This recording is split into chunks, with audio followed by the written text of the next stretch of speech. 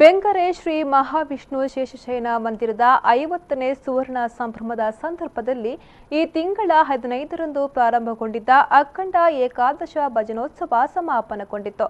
ಆ ಪ್ರಯುಕ್ತ ಸೋಮವಾರ ಬೆಳಿಗ್ಗೆ ಓಕುಳಿ ಸಂಭ್ರಮ ಜರುಗಿತು. ಮಧ್ಯಾಹ್ನ ಮಹಾ ಅನ್ನ ಸಂತರ್ಪಣೆ ನಡೆಯಿತು.